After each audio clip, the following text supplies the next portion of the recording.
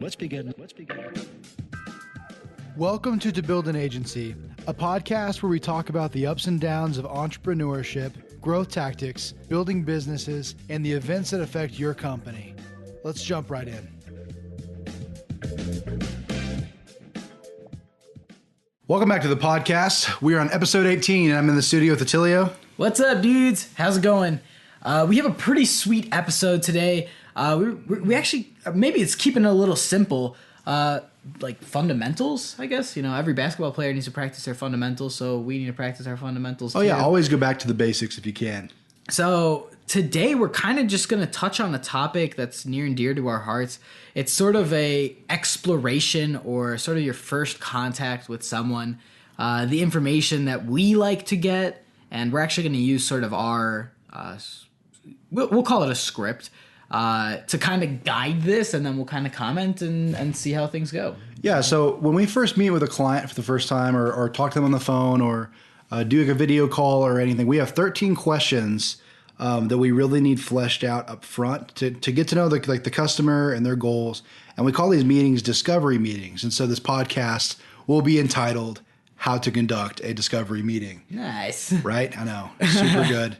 So yeah, we want to talk about our process with getting to know our clients, our discovery meetings, the questions we ask, why they're important, and maybe if you're not running an agency, but you've got you're running a restaurant or any other kind of business, these might be questions you need to ask yourself anyways.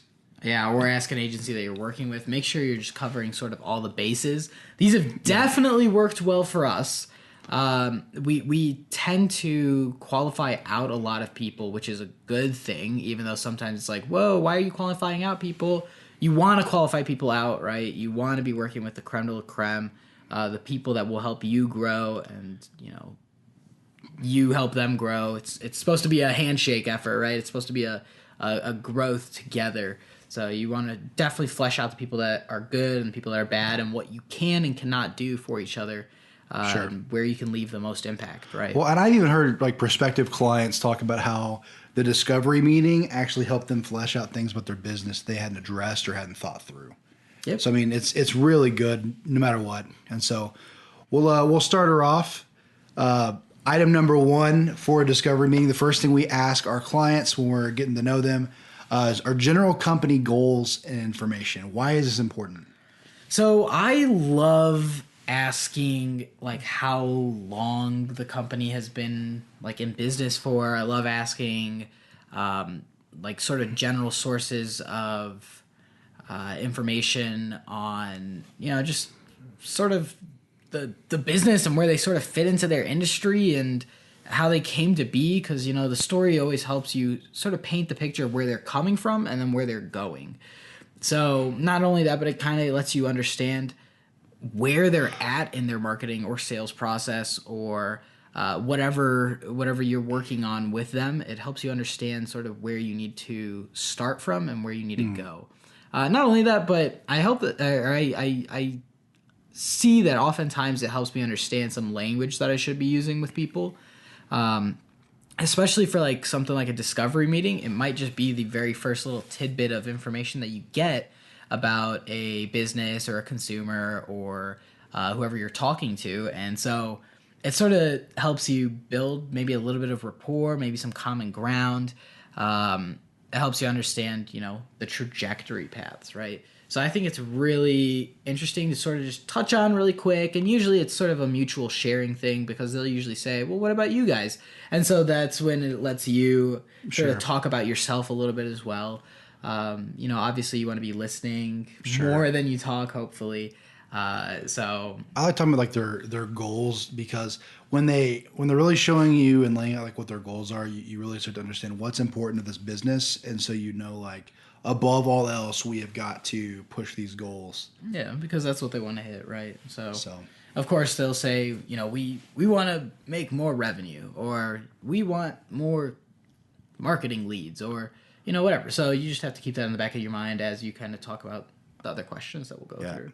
I think that it's important. It's extremely like important that you listen to your customers. I actually don't subscribe to the idea that like the customer is always right.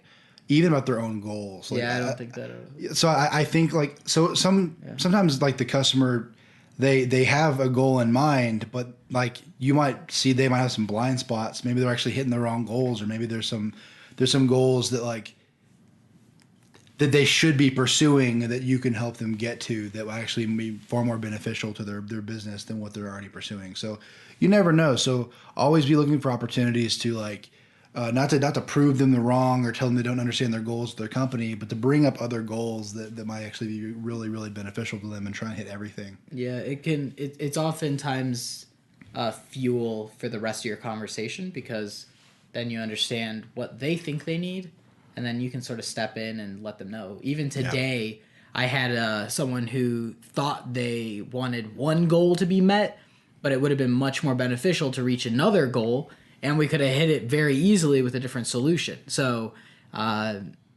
it's definitely good to touch on those things. But the second question, Is what is your company's purpose? and this is pretty common, like super, like a lot of people just think like 30,000 feet for this, but a lot of people just say, well, to make profit, to make revenue, to make B2B sales, to make a good product. So it's a super like, it's almost like too easy sometimes, or people will just kind of like give you a quick answer for it. But to me, it helps like build the scope, I guess. When I'm asking it, it usually is just like I usually will elaborate and take it further from company's purpose to also something like what is your marketing goal or your purpose right now? What is your website purpose right now? What is your goals right now for your marketing objectives? So, for example, if you have one call to action to call your business, but you're really trying to promote sign up for a webinar or something, maybe your company's purpose at that moment is to get people to sign up for a webinar. Sure, and not every company or organization is got the primary purpose of just making sales or making money. Like Right. you'll run into a lot of like online companies or whatever that are trying to educate or that they're trying to if you're working with a nonprofit agency, like understanding that they're trying to build extreme awareness, or they're trying to fundraise, or they're trying to there's just lots of different Solve, yeah. there's lots of different possible purposes that an organization can have. So it's actually really not helpful for them for you to assume that the purpose of what they do is always monetary. So it's a good opportunity for you to really understand what the whole purpose of their business is while also understanding their motivations. Absolutely. 3, what services do you offer? So I love this question. It lets you understand where they make their money, really. So I generally twist this question a little bit by saying, what are your revenue generating services and what are your sort of non-revenue or maybe your lead generating services? Or I try to flesh out what they are doing and what they get from the things that they're doing. So like we have a service right now that doesn't generate really much. It's sort of our education platform. It's meant to just educate, right? So that service is something we're providing, and the result of that service is just educating the populace. Getting obviously more traffic is probably like a benefit that we get, but it's not necessarily objective. Sure. And then some of our services, that are revenue generating services, would be like inbound marketing retainers or search engine optimization or something like that. So having a distinct differentiation among like where they're making their money, what they're doing, will definitely help you build up whatever you need to have built up. And it'll also help you see like strengths and weaknesses of like how their marketing campaign is going so far. Like you might see like they're selling a ton of like one service, and like a few of these other services aren't really even getting touched on. Yeah. And that's even something that we experienced like at some point during our agency's history, is we were selling a lot of SEO retainers, and so like a lot of our other services weren't getting sold as much, and so we had to like change up our strategies even, and to get other sales in other places. So. Absolutely. Yeah, having like a percent breakdown of where they're getting their sales from, Yep. how they're providing their services, having that information's Crucial. yeah, absolutely. The fourth question. How would you describe your market, location of customers, / volatility of sales / goals with market? So really what I do when I'm sort of in this phase, I just kind of get to know their market essentially. So if you're talking to like a car dealership, they'll say that the location of customers is on average about 500 miles around their dealership.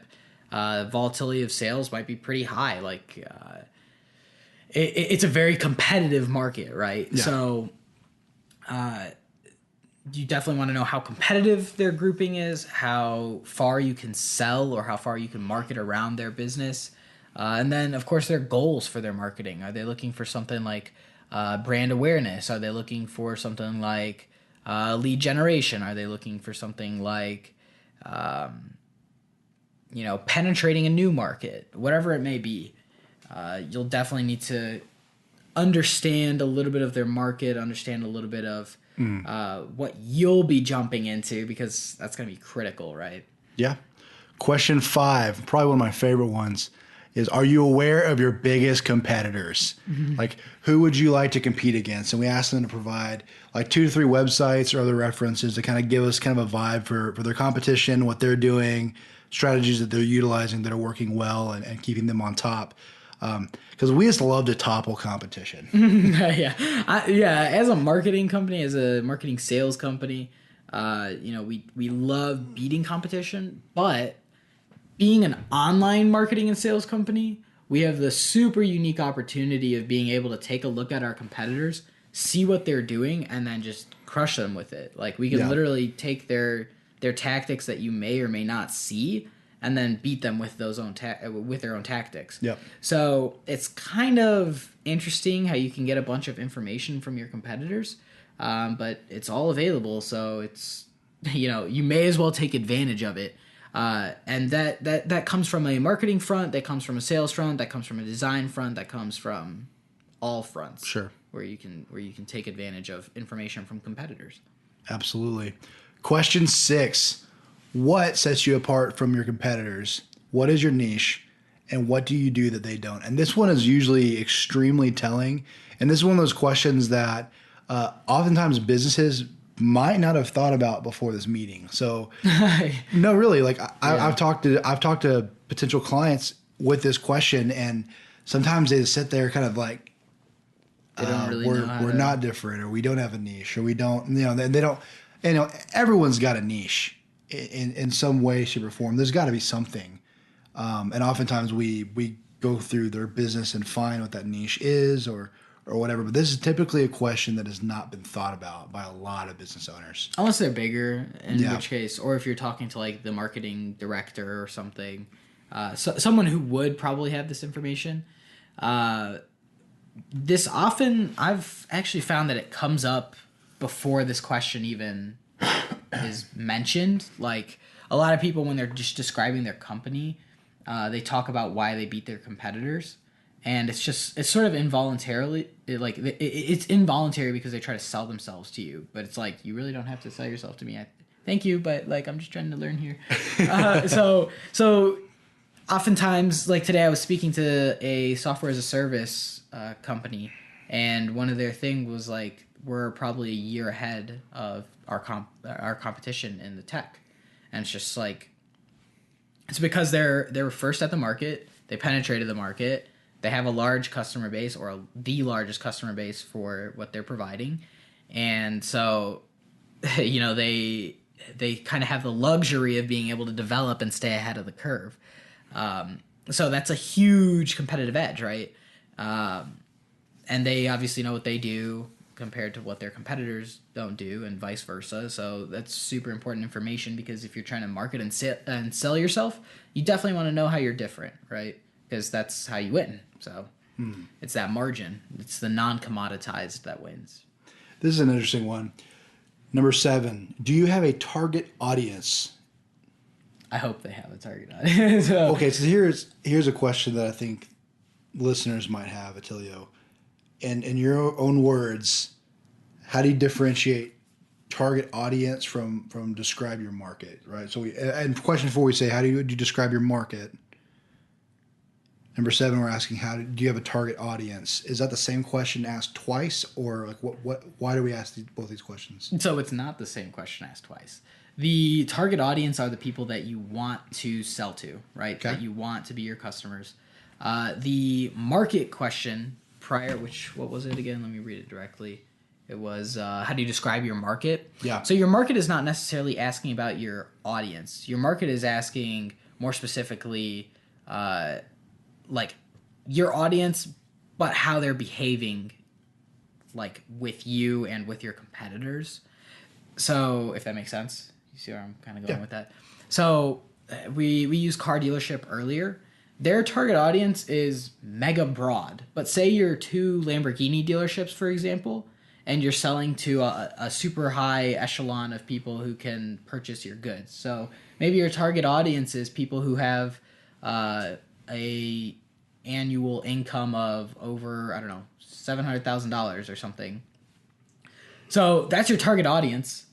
But those people in that group, how they behave with you and your competitors is how your market acts, right? So if those people are very difficult to sell to, if they are susceptible to going to another dealer because of lower price or because of a different experience, or for whatever reason they don't work with you for some cause, that's how your market behaves. It's not your target audience. Your target audience is people with over $700,000 annual. If they go around to different dealerships and stuff, is how your market behaves. The volatility, the customer base. So maybe you're, consumer based versus business based. For sure. So that would be my answer for that. Is that pretty clear? Yeah, I think that makes pretty good, right? That makes sense. Okay, cool. Number 8, current difficulties for you or your business right now. So understanding awesome. customer pain points. How are they hurting, and figuring out how you can alleviate that problem. Yeah, so this is probably one of the sneakier questions because it kind of like lets you really get insight into why they want you there, as well as like how you can help them with their biggest struggles. So I've had like every variety of answer to this question. Sometimes it has to do with, and it oftentimes depends on who you're talking to as well. If you're talking to like a director of marketing, maybe their most difficult scenario is, hey, I can't get enough leads or something, or I'm not going to be able to make my revenue goal for this year. But if you're talking to a CEO, maybe they're like, I need to reduce costs, or my margins are too high, or so it's very positional. It's very based on who you're talking to. But then it's also very based on what's actually like the current situation in the business, which is super nice because if you can do your service, if you can provide your product while you help solve one of their problems, I'm sure they're just going to love you for it, Oh, sure. And a lot of these questions very much relate to each other. So, just tie this in with everything else and you can really make like a solid point for them, And you can keep them super happy, and they'll stay with you because they're like, oh man, like these guys solve so many of our problems. We want to continue making my life easy. Yeah, like we've had clients who are way less stressed out because we took the time to learn their pain points so that we could solve them, make their lives easier, and they love working with us because of it. Yeah, it just makes sense. I mean, it's a good thing to do. Good thing to keep in mind. Number 9, project goals and success factors. So this is pretty self-explanatory. If you have a project in mind, this is when you can kind of deliver it to them or talk to them about it. Generally, I just talk about success factors. So after we talk, we kind of, depending on what their goals were, what we can provide, we can kind of develop a really good like success factor or a really good sort of direction or solution, and this is where we talk about that, right? Yeah. So this kind of lets us flesh out a little bit more of the project that needs to be done, or the solution that needs to be delivered. You just kind of, it's usually just a little bit of banter. You usually bring up some points. You usually bring up, like, depending on how you run your business or your company, you can bring up items like, this is how we normally work. This is what we can do for you. This is what this would solve, sort of thing, and see how it fits with them. See how they would react or how they behave in those situations. If they need to have constant reporting, if you need to be very independent, or whatever else. So it lets you flesh out the project. Number 10 is project milestones. Which is very similar. Usually this is kind of like if desired by customer. So usually if they're like, this is if they have a very strict timeline or something, if you need to talk about something like that. Generally, our company doesn't necessarily work with milestones. Sometimes we do. Usually it's not like, hey, in 1 year I want to see, 5% increase. Generally it's not, but it could be. You can definitely frame yourself in that positioning.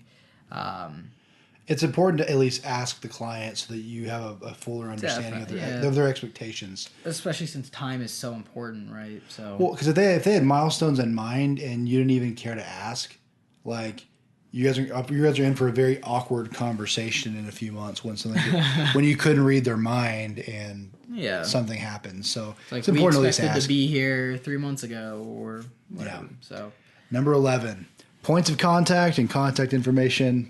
So definitely know how you're going to talk to them, who you're going to talk to, when you're going to talk to them. Always be ready for follow-up, right? Yeah. This just sets you up to kind of be successful, I guess. Like, don't sleep on this question, by the way. Like, although it seems like just getting a couple names and numbers, like you need to know who that point of contact is, and you need to consistently make that one point of contact to that one person.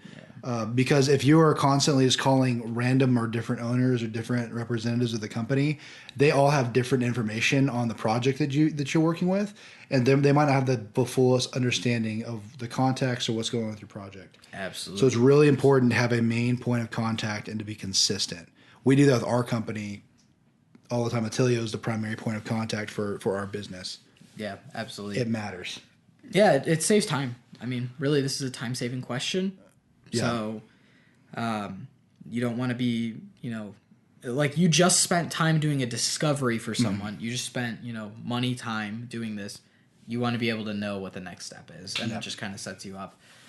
12 is sort of very specific to us. Oh yeah, or for the discovery call itself. It's our one-time setup and SEO package being used. So you can make this something specific to like a product that they're interested in, or sort of just product information or service information, or what they were interested in the first place and how it relates to the solution. Generally, I don't even like asking this question because usually I'm sort of looking at the success factors that we fleshed out, and I sort of see a better solution. Normally, I feel like a lot of people don't know exactly what they want the very first time that they talk to you. Sure.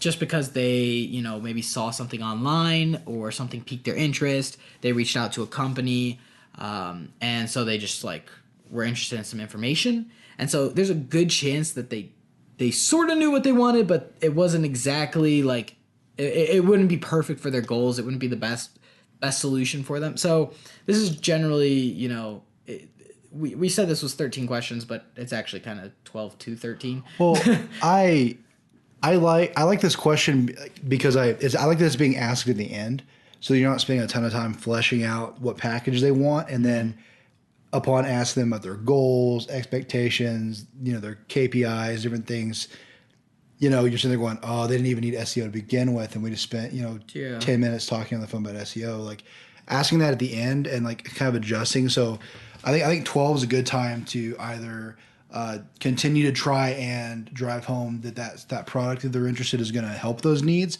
or if you have something else that's going to offer something better, that might be a good time to kind of bring that around. Yeah, and go. transition into it. I think 12 is actually a huge power play, but it's like you have to be really adaptive with it. So if that service that you're offering that they are interested initially is going to kill it for them, drive at home. And if you realize it's really not what they need and they actually need something completely different, like in our case, so we have this one-time set up an SEO package, we could easily go, you honestly need social media marketing. Yeah, and that'd be a good advertisement or content marketing. Yeah, and bring that around. That'd be a good time to kind of throw that in and go, hey, I really think that this service would meet all these needs and more, and do so well for your business. And so 12 is a really good adaptive question. Great sales point, like sales plug. Don't sleep on number 12. And of course 13, the questions, concerns. And so next steps. Yeah.